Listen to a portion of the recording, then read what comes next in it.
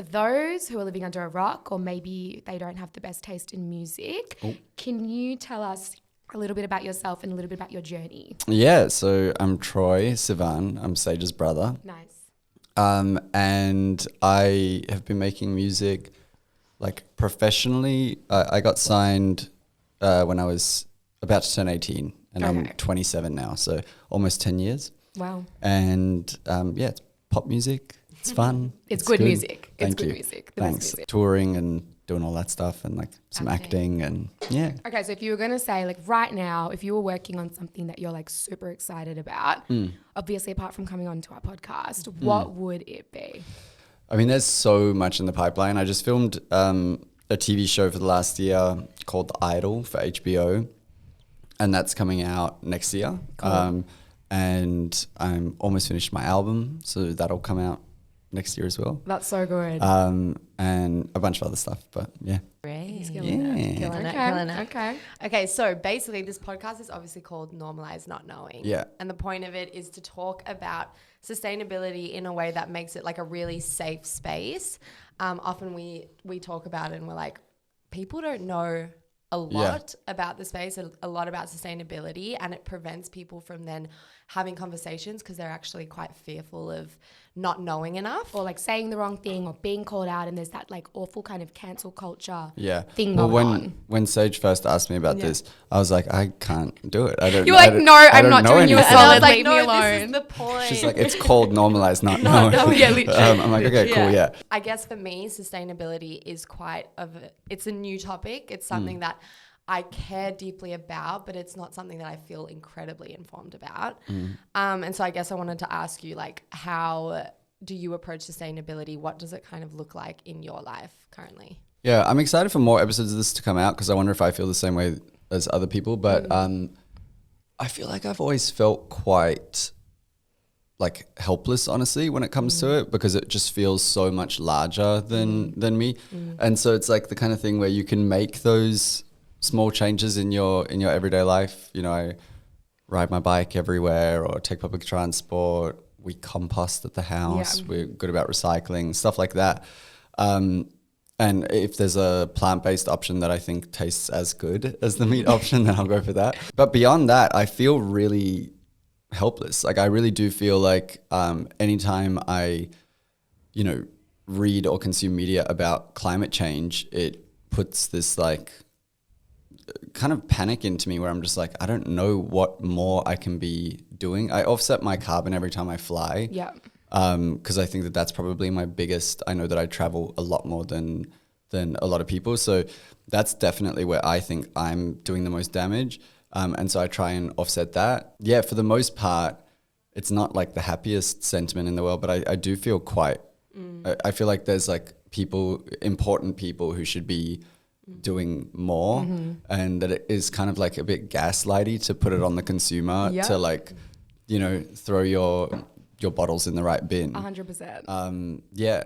It's so interesting that you've said that because I'm like, wow, two things. A, we like went to the streets and we asked people a simple question. We were like, do you think the environmental responsibility sits with consumers, brands or government? And the wide breadth of answers we got was insane. Most people kind of share your sentiment. Like, I am one person. There is only so much I can do. I don't create the products that people then have to learn how to recycle or compost or discard. Right. And then also the government should be doing more in regulating these big brands and make sure that they actually are creating products that are going to be positive. Yep. And so most people kind of answered like, there's only so much I can do, or like actually the responsibility sits with everyone at every single stage. So I do think that that's a really valid point, and that's what everybody's kind of saying. Yeah, you want to be able to do more and everything 100%. like that, but then it's like big business, or you hear one of those stats where it's like, a fire in wherever has let off more greenhouse gases than like you can emit in 10 years. Exactly. I'm like, well, what am I supposed to do right now? Like, how can I help? Yeah. Well, then speaking as a individual and as a consumer, I'm kind of intrigued to know, where do you think you consume the most right now? I definitely think it's travel. Okay. I think every time I get on a plane, I feel bad. And so, yeah, I mean, they do make it really easy. You check that little box. It's like an extra $8 or something like that. And you've like offset your carbon. Yeah, it's travel. I have an electric car. Is this just like me trying to get the guilt off my chest? Yeah. I'm like, he's justifying right now. No, I'm like, it's good. No, I I'm ate an thinking, you know what, the Impossible first. burger. No, but the fact that you're even aware of all the things that you're consuming and actually being mindful sounds like this is AA. It's the first step. It's not AA. It's more just like people don't even know what they're consuming or what they're doing. So like the fact that you've even got, you know, like a general consensus of like, no, I'm trying to make the best decisions I can is all that you can ask of people. And also, I feel like it's so important for people to hear this, because I think everyone, when they enter these conversations, everyone's human. Everyone is consuming in one way or another, whether that's flying, whether that's shopping, like we all do it. But people then, when it comes to having conversations about sustainability, they're like, oh, well, I can't talk about it because I consume X amount and that means my opinion is not valid. But in reality, every human is consuming constantly 100%. And we are still allowed to have these conversations. Yeah. Another interesting thing that's like coming to mind now as well is like, it sounds lame to say, but privilege, and how like the fact that electric cars are really expensive. And totally, you know, being able to eat like green gets really expensive. And so even that, what that is that reminds point? me, sorry, I'm like creating a brand and how expensive it is to make every single choice that we make to be more ethical or have a more positive impact costs on average 10 times more. Like I'm not even kidding. It actually does. And it's funny because when people ask me for connects to be like, you know, would you share your IP with your fabric, or would you share your compostable supply or whatever? I'm always like, yes, absolutely, because I think it will make more of an impact. But the problem isn't whether I'm going to share the IP or give you my contact. It's then what people will do with it, because they'll be like, well, hang on, you're only making that tiny margin from that. No thanks. I'll stick on my, you know, XX solution. So it's a also, that's a choice. couple months ago, I was at this thing and I heard a talk by Bjarke Engels, I think is his name. He's an architect, and he was talking about sustainability in architecture, and he was saying that he believes that the only way to get people to actually genuinely move towards a more sustainable future is this idea of hedonistic sustainability. So making sustainability funner, better for business. Like it actually has to be the clear, better option where it's like, why would I not? And I think that that's something that is not across like all industries and products yet. Not as at a all. consumer. You know, it's still cheaper to make the less green decision. It still, you know, takes more time and more effort to be green. And I think that, as like that's a privileged person, it's easier, but hopefully over time it'll change. Yeah, it's easier, but you still have to make that choice. So you're still making that choice it's expensive. actively, because there are so many people that are privileged that wouldn't be making that choice. Right. It sounds like I'm just like Team Troye right now, but I actually but like I genuinely know a lot of people that are in those privileged positions that aren't necessarily making those choices. So I think that speaks volumes. Oh, well, thank you. Yeah. And then in terms of like, I guess relating the shopping and consuming to your house. The house. Everyone. How does it feel living in the coolest house in Melbourne? Oh, it feels pretty good. No, I do. The house like brings me such joy every single day. Literally every day. Literally. I was reflecting, and I feel like there are many ways that you've built the house in a way that kind of puts sustainability at the forefront in terms of like shopping locally or buying secondhand furniture. Can you talk to that? Yeah, can you give us some Troye Sivan house tips, please? Asking for a friend. Almost everything in the house, all of the furniture is vintage and locally sourced. Wow. And then anything else that was new, we did custom build for the house. So that was all done locally as well, using, I'm pretty sure, almost all local materials as well. So I don't know. I wanted the house to, that actually was not really, sustainability was not necessarily the reason why I did that in the beginning. It was about, I really wanted the house to feel like Melbourne to me and feel local and feel like Australian. And I just fell in love with a lot of the, you know, smaller vintage shops around and stuff like that. And so it just kind of happened really naturally. But yeah, I'm happy that, and also another, I think one way we were thinking about sustainability was we wanted to build something that would last. So it kind of like, if you think about it in the sense of like fashion or something 100%. Like that, if you can I think building rather than flipping something that then, you know, that's gonna break and then you're gonna sell it in 5 years or whatever. Like I want my grandkids to inherit that house one day. So it's like, we wanted to renovate once and do it really, really well with high quality materials, like locally sourced. So that, it's kind of like a one and done thing. That the house has been there for 150 years or something like that. And so I just kind of see myself as the current custodian of it. So I want to build something that lasts. What are some of your favorite vintage furniture stores in Melbourne? Smith Street Bazaar. Yes. Castorina and Co. Are you a Facebook Marketplace troller? I have been in the past. It's super My bedside overwhelming. tables. Sage's bedside tables Facebook from Marketplace. Facebook Marketplace. Yeah. My dining chairs were not Facebook Marketplace, but Instagram. Oh, yeah. Yeah, so sometimes. Wait, sorry, Instagram. Yeah, I like found the seller on Instagram. Oh, cool. Like those small... It was curated great. spaces on Instagram. Oh, yeah. Cool. What about in LA? In LA, my favorite shops? Oh, there's so many. First one that comes to mind is, it's actually a lighting shop. It's vintage lights called Rewire. Follow their Instagram just because it's I'm gonna write it down. it's like the best light porn you'll ever see. It's so good. Okay, well, switching gears for a second. I am assuming that people gift you a lot. Like people would probably reach out a lot, send you a lot of things. PR packages. Yeah, like what is the craziest PR package you've ever received where you've gone, hang on a minute, this is a bit... Craziest one I've ever got. I've got one. Have you? That I can think of, but I don't wait want for you to to drag answer. the. I know. I No, you don't have drag to say the brand. obviously don't say the brand. You can just say, you can describe. Yeah, but what if I describe it, It'll be people will know what it was. Yeah. Okay. the cookies. No, what was that?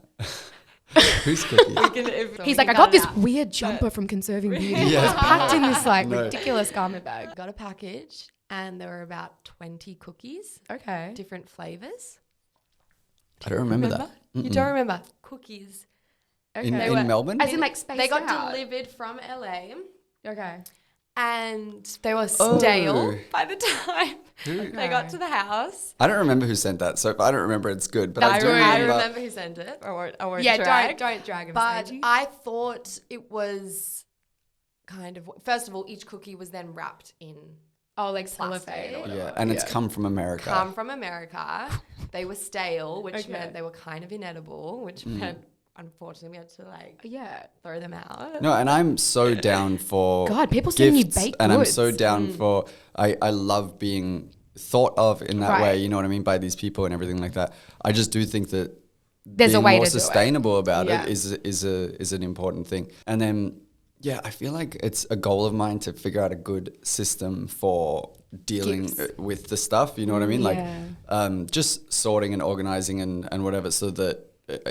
For sustainability reasons, because otherwise you just end up with 100 the garage being gifts. full of like stuff that you don't really know what to do with and whatever. know. So I'm never going to be on any PR lists again. I know. You're going to be blacklisted from cookies. I re-gift a lot of stuff. I was just going to ask you, like, do you have a re-gift list? Because then at least it gives it a second Yeah, home. And I how do I just get on want- this re-gift list? Yeah, you can hop on anytime.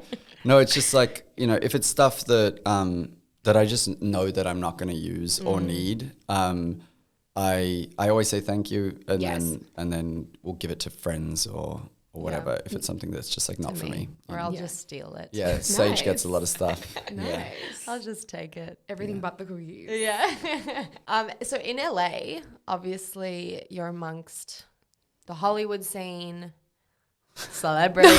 The Hollywood scene. We were like, what do we call it? Yeah, what do you Yeah, call it? Hollywood scene. Yeah. People with a following. Right. Sure. The industry. The industry. Industry. That's a good one. The industry.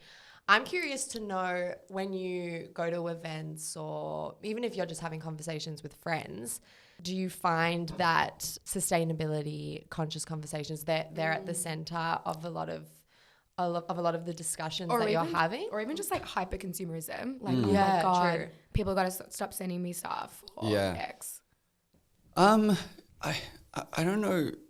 I mean, definitely I noticed a massive improvement on film sets and tours. Wow. People are really conscious about it on film sets. Great. And yeah, like we were shooting the TV show for a year. And there was no plastic bottles on set. as much as possible. Like everything. it was very mindful. Yeah, super cool. mindful. And a lot of that comes down to everyone bringing their own water bottle every day, or, you know, it's like the cartons of water instead of, we actually had the cans of water. It was weird. But yeah, so there I noticed it. And then now I know a lot of, it's been a while since I toured, but there's a lot of like third-party touring companies that help make touring more sustainable, because touring is like, you've got buses and trucks and flights and whatever, and it's really heavy. So I know a lot of bands and tours are making big steps in that direction. Socially, I don't feel like it's that much at the forefront of mind.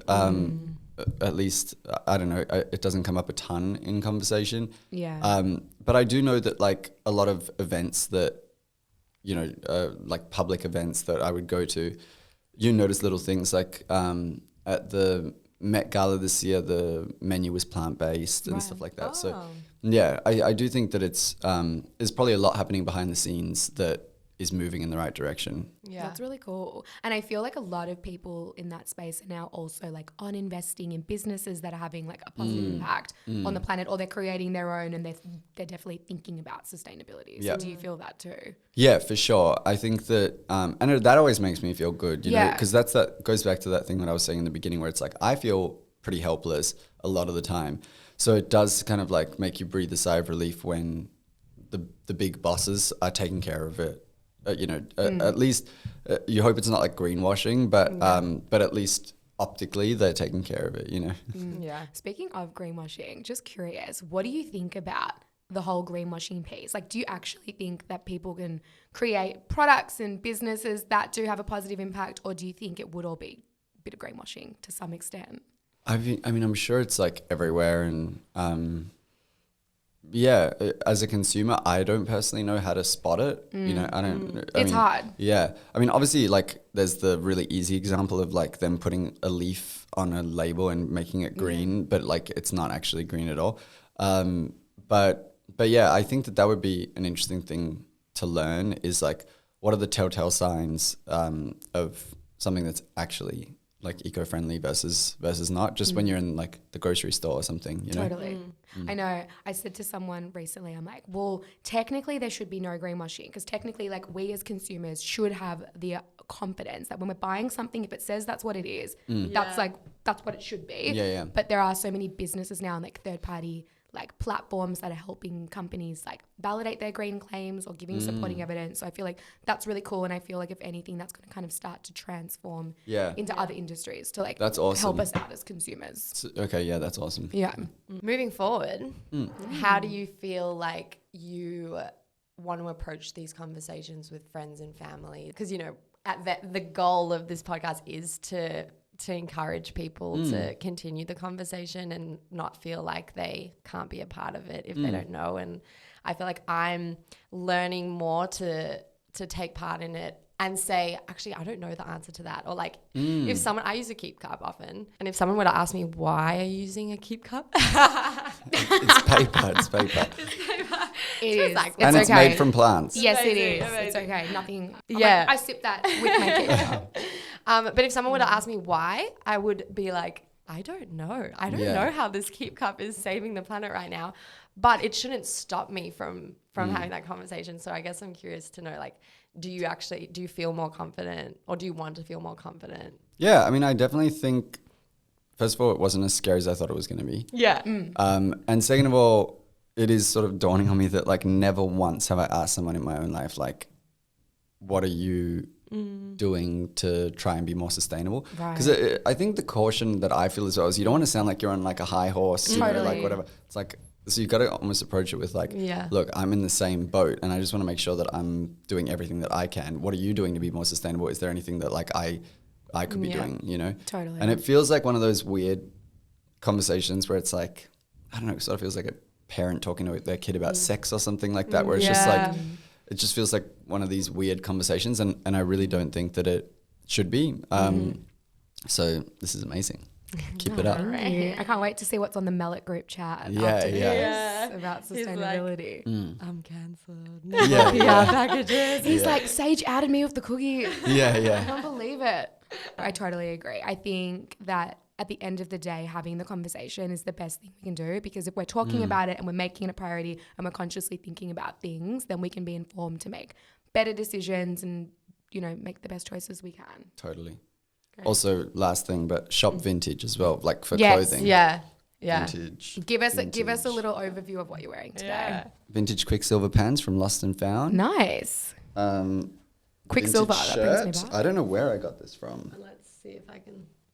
I hope it's a fast fashion brand. What I'm does just that kidding. say? Yeah. Country, Country Road Road Workwear, but that's Workwear. like the old Old, logo. Okay. Like, This That's shirt, that's my been- favorite t-shirt, Act Up t-shirt from like the 90s vintage. nice. Amazing.